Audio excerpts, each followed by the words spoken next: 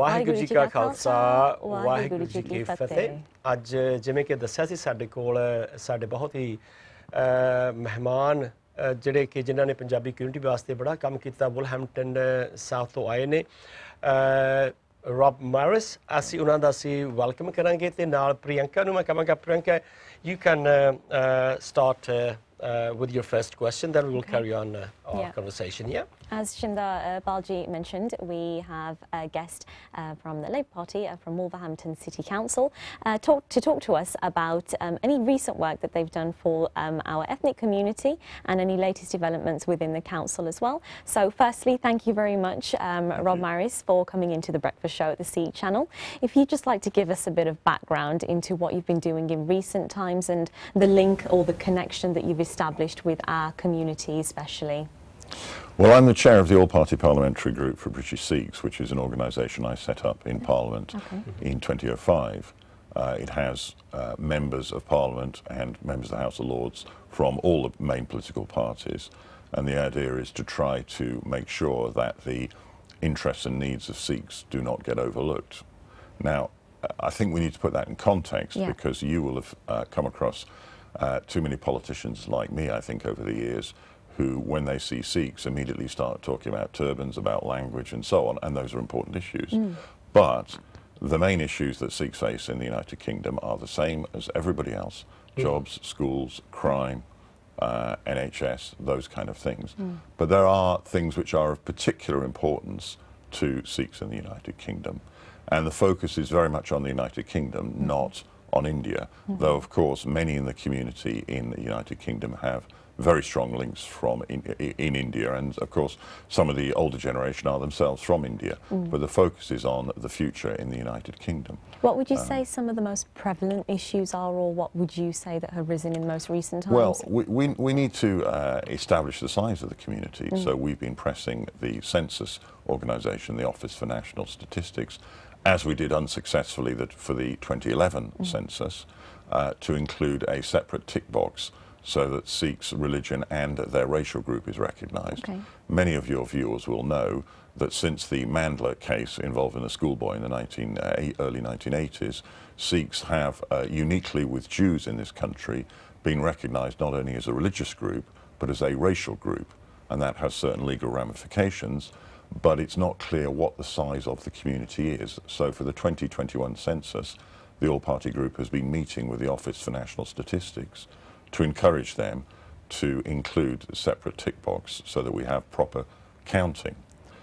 Coupled with that, the Office for National Statistics running the census have given an indication, not a promise, but an indication that the online version of the census in 2021 will be available in Punjabi, which is a big step forward in trying to encourage older senior members of the community who may well be more comfortable with written Punjabi to fill in the form then, perhaps with their younger members of their family helping them, as happens in lots of other families as well. But that's a step forward. Now, that is not going to be possible with the printed version of the census, because to print it in 50 or 60 languages would be very, very expensive. I think but online, great.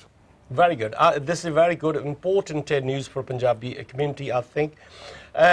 Moving away from Asian or Punjabi community, what we are hoping from this Brexit deal for the country as a whole? What are your expectations are? Well, the overall expectation, I think, is that the United Kingdom will be less prosperous outside the European Union than it would have been had we stayed in. I voted Remain, but that's history now. That's getting on for a year ago now. We have to look forwards again. And when I say that I think we will be less prosperous outside than we would be inside, we're not about to become a poor country. We are a rich country by world standards, and we will continue to be. And we will continue to face the same challenges and the same opportunities as we've had before, with some tweaks on them. So there will be challenges around exporting if businesses from whatever background face tariffs in the markets they're going to be selling in on the continent or elsewhere on the world. There will be challenges for UK businesses which import goods and services if we face tariffs on those goods and services, because our biggest market is the European Union, the other 27 member states, where we have no tariffs on goods or services now. We don't know what the shape will be in 2 years' time.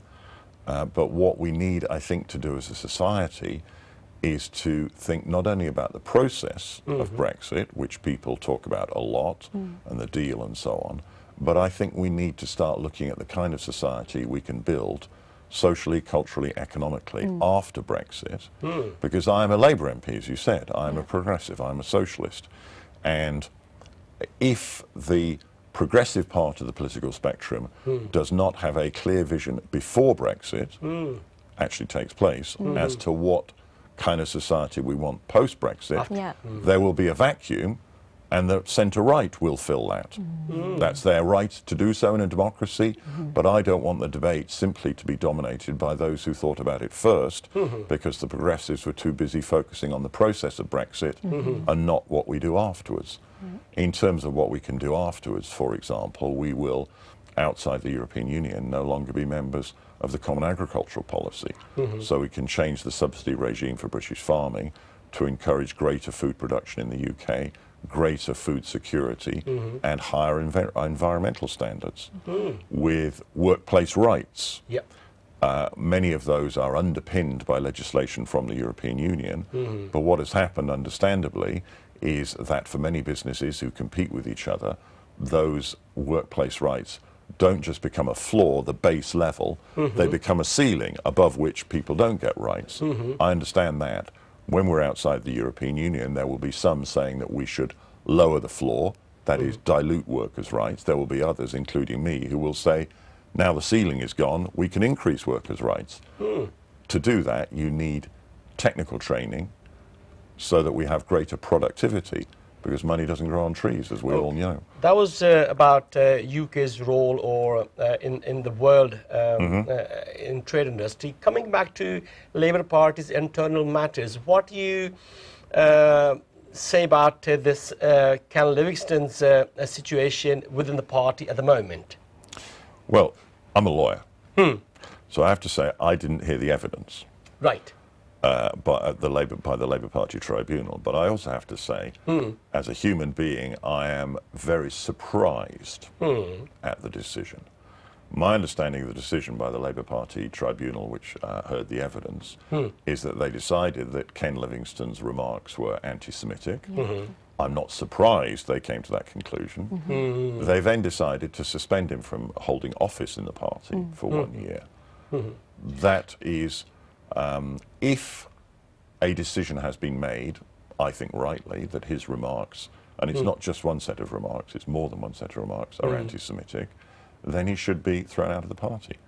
Not just suspended from holding office, not just suspended from the party, he should be thrown out of the party. Talking about the history of Labour Party and the Asian community in this country, and you had a big support from this community, what will be your future agenda to coming back into power, staying within connected with the community? Well, as I said earlier, I mean, those connections on issues of particular importance to Sikhs or other members of different Asian communities, that is central to what we do. But the overriding goal is to have a fairer society with better public services and a more productive economy. And that applies to all communities. Sikhs have a great tradition, as you of all people will know, in terms of family solidarity, in terms of setting up business, in terms of aspiring to education. I want those opportunities to be able to continue, but what we have at the moment is a society where wealth is very unequally distributed and getting worse, and where we have average wages falling, which is not good for prosperity. We need to turn that around, and one way to turn that around is through taxation measures in terms of wealth, but another way to get the economy to be more productive is to train people and to encourage people to set up businesses, which is what I constantly try to do in Wolverhampton, where we have a lot of talent, but it leaves Wolverhampton. Now, I don't blame those individuals. They look for opportunities where they see them. But for those of us in public life, especially the younger people, we need to encourage them to stay in Wolverhampton and to use their skills, not only for their own benefit and the benefit of their families, quite properly, but to build up our society and our economy in Wolverhampton. Priyanka, anything you want to ask? On that note of, you know, trying to retain, you know, the youth in Wolverhampton to remain in Wolverhampton and start setting up businesses and creating futures for themselves, how would you pitch, you know, Wolverhampton as a city to live in, and how would you, I mean, what sort of key aspects would you say it's burgeoning in terms of growth? Well, Wolverhampton's starting to move. Yeah. It's had a very tough 10 years. It's starting to move with investment coming in various sites. The Jaguar Land Rover plant on the edge of Wolverhampton is very, very welcome. There's a bicycle company, which is a national company called Wiggle, which has moved into Bilston, which will be, in due course, if the business develops as they're planning, will be hundreds of jobs. That's important. But we also need to encourage the talent within Wolverhampton, as I say, not just outsiders coming in to invest, which is good, but people from Wolverhampton staying in Wolverhampton and investing. And there are many positives in Wolverhampton to counterbalance the sometimes negative image it gets in the national press. Why is that, do you think? It can be personal opinion. It's an easy target for people, some of whom I suspect have never been there. My grandma's from Wolverhampton. Oh, right. Yeah, I was just there yesterday. Yeah. Well, I was born and raised in Wolverhampton. I live in the constituency where I grew up and went to school. Yeah, it's a second home for me. And so I'm a fan of Wolverhampton. I appreciate that some people will see it as somewhat run down, and it is more run down than other places, but that's starting to change. They're revamping Manda Centre now. Absolutely, absolutely. And we got developers very interested in what they call the West Side, which for those of you viewers who know it, is the area near Darlington Street and where the market used to be, which is now being relocated, the market. Where is it being relocated to, might I ask? It was up near the Central Library, near where the Netto building was. Yes. It's going on that site, right by the entrance to the Wolfram Centre. Oh, perfect. So that's good. Yeah. More footfall there, I hope. Definitely. But what outsiders don't always see is that the schools in Wolverhampton are decent. They're not the best in the country, I wouldn't try and say that. They're decent schools. The cost of housing in Wolverhampton is lower than in many parts of the country. So if somebody wants a family home, you can get a decent family home for well under £200,000 in Wolverhampton in a good neighbourhood. What is often overlooked, including by people in Wolverhampton, because you tend to look at where you live and what you know, is that relative to many places, there are no traffic jams in Wolverhampton. No, there isn't. Bits occasionally in the morning, Tettenhall coming, which is on the west side of Wolverhampton, coming into Wolverhampton for work. Or as you can be a approach bit the tricky, motorway. but you come to Birmingham, you come to London, you know, big traffic jams, let alone any of your viewers who will know what it's like in India, where the traffic jams are legendary.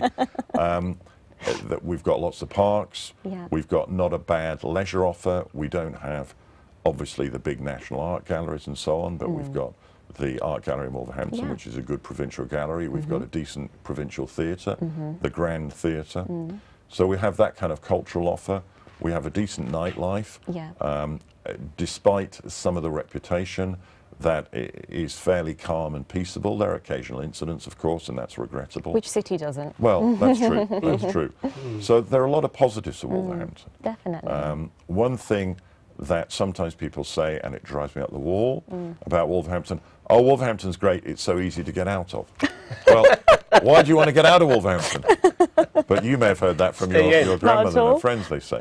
My grandmother's not going anywhere. It's very near good countryside and things like that. Exactly. Bridge North and Iron Bridge. Yeah, that's right. I think it's a good invitation to our viewers to move to Wolverhampton. Well, to visit Wolverhampton, why certainly. If they want to move there, even better, even better. We're building lots of houses, so house prices should remain reasonable for people to get a family home. In what areas are you building the new developments? They're all over that pockets, because Wolverhampton is a very densely populated city. So in days of old, 40, 50 years ago, you could get an estate of hundreds of houses. Those days are past, really. It's pockets here and there, dozens of houses, half a dozen, one or two even, infilling. And that's important, I think, to have that kind of housing for young people, so they can get a good start in life. Because I obviously, by my job as a Member of Parliament, I'm in London 3 days a week working down there. I know people in London. And the cost of housing is awful. If you've got kids in London, the chances of you ever, unless you win the lottery, getting a place to live where there's a little garden for the kids is awful. Otherwise, they're just resigned to apartments with no gardens. Whereas you come to outside, whether it's Birmingham, London, Birmingham, Wolverhampton, Leicester, Nottingham, Derby, whatever, There are decent houses, decent prices with gardens and good public facilities. But we need to improve those facilities. The health service is good in Wolverhampton, for example. The hospital in Wolverhampton is one of the few in the country with no deficit and still provides a good service now. The NHS is under considerable strain. I think it's underfunded, but they're making a good fist of it in Wolverhampton. That was, I think, a very good picture of Wolverhampton. What would you like to say our viewers who are watching you worldwide through the Sikh channel? Anything particularly you would like to say to the community, to the Sikh community? Come and visit Wolverhampton. Please, come and visit Wolverhampton. If you don't speak very good English, don't worry. There are lots of different languages, including Punjabi, very widely spoken in Wolverhampton. We are fortunate to have one of the biggest Sikh communities proportionately in the United Kingdom, and that adds very much to Wolverhampton. There are also other Punjabis in Wolverhampton of the Hindu faith, Muslim faith, Buddhist faith. So we have a cross-section of Punjabi and Punjabi heritage people in Wolverhampton. But when you come and visit Wolverhampton, don't expect that most of the Punjabi-speaking people there are from India. They're not. They're from Wolverhampton. So they may have a slightly old-fashioned accent, I warn you, if you're a Punjabi speaker. But it's a great city, and if you are a person of faith, as many will be watching this, we have many, many great Gurdwara. Thank you ever so much for being with us. It was a pleasure. Thank you. ਪਿਆਰੇ ਦਰਸ਼ਕੋ ਬਹੁਤ ਹੀ ਖੁਸ਼ੀ ਹੋਈ ਸਾਨੂੰ ਆਪਣੇ MP ਦੇ ਨਾਲ ਮਿਲ ਕੇ ਉਹਨਾਂ ਨੇ ਦੱਸਿਆ ਕਿ ਵੋਲਹੈਂਪਟਨ ਦੇ ਵਿੱਚ ਕਿਹੜੀਆਂ ਉਹਨਾਂ ਨੇ ਸੇਵਾਵਾਂ ਕੀਤੀਆਂ ਸਭ ਤੋਂ ਜਿਹੜੀ ਵਧੀਆ ਗੱਲ ਉਹਨਾਂ ਦੀ ਇਹ ਲੱਗੀ ਆ ਕਿ ਜਿਹੜੀ ਆਨਲਾਈਨ ਜਿਹੜੀ ਸੈਂਸਸ ਹੋਣੀ ਹੈ it will be in Punjabi. I think that was the greatest news for the whole There's an indication, not a promise. Well, it's a hope. And we are pressing for it.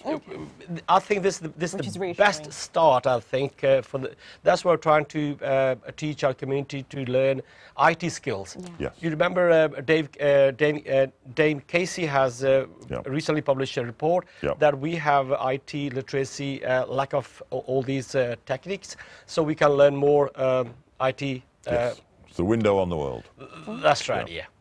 Okay, so ਪਿਆਰੇ ਦਰਸ਼ਕੋ ਇਸ ਦੇ ਨਾਲ ਹੀ ਅਸੀਂ ਅੱਜ ਦਾ programme ਇੱਥੇ ਹੀ ਤੁਹਾਡੇ ਵਾਸਤੇ ਸਮਾਪਤ ਕਰਨ ਦੀ ਕੋਸ਼ਿਸ਼ ਕਰਦੇ ਹਾਂ ਆਪਣੇ ਐਮਪੀ ਦਾ ਬਹੁਤ ਬਹੁਤ ਧੰਨਵਾਦ ਕਰਦੇ ਹਾਂ ਤੇ ਤੁਸੀਂ ਜੋ ਭਾਰਤ ਦੇ ਵਿੱਚ ਜੋ ਤਖ਼ਤ ਸ੍ਰੀ ਪਟਨਾ ਸਾਹਿਬ ਦੇ ਵਿੱਚ ਜੋ ਸਹਿਜ ਪਾਠ ਆਰੰਭ ਹੋ ਰਹੇ ਨੇ ਉਹਦੇ ਵਿੱਚ ਜਿਹੜਾ ਯੋਗਦਾਨ ਹੈ ਪਾਉਂਦੇ ਰਹਿਣਾ ਸੋ ਇਸ ਤਰ੍ਹਾਂ ਹੀ ਸਾਡੀ ਕੋਸ਼ਿਸ਼ ਹੁੰਦੀ ਹੈ ਕਿ ਵੱਧ ਤੋਂ ਵੱਧ ਅਸੀਂ ਵਧੀਆ ਜਿਹੜੇ ਕਮਿਊਨਿਟੀ ਵਿੱਚ ਕੰਮ ਕਰਨ ਵਾਲੇ ਨੇ ਐਮਪੀ ਨੇ ਜਾਂ ਕਾਉਂਸਲਰ ਨੇ ਉਹਨਾਂ ਨੂੰ ਅਸੀਂ ਇੱਥੇ ਲੈ ਕੇ ਆਉਂਦੇ ਹਾਂ ਉਹ ਤੁਹਾਡੇ ਨਾਲ ਰੂਬਰੂ ਹੁੰਦੇ ਨੇ ਤੇ ਇੱਥੇ ਸਾਨੂੰ ਦਿਓ ਆਗਿਆ ਅੱਜ ਦੇ ਪ੍ਰੋਗਰਾਮ ਦੀ ਖਤਮ ਕਰਨ ਦੀ ਕੱਲ੍ਹ ਨੂੰ ਜ਼ਿੰਦਗੀ ਦੀ ਤਾਂ ਫਿਰ ਤੁਹਾਡੇ ਨਾਲ ਅਸੀਂ ਰੂਬਰੂ ਹੋਵਾਂਗੇ ਭੁੱਲਾਂ ਹੋ ਗਈਆਂ ਹੋਣੀਆਂ ਗਲਤੀਆਂ ਹੋਣਗੀਆਂ ਖਿਮਾ ਕਰਨਾ ਆਓ ਫਤਿਹ ਬੁਲਾਈਏ ਜੀ ਵਾਹਿਗੁਰੂ ਜੀ ਕਾ ਖਾਲਸਾ ਵਾਹਿਗੁਰੂ ਜੀ ਕੀ ਫਤਿਹ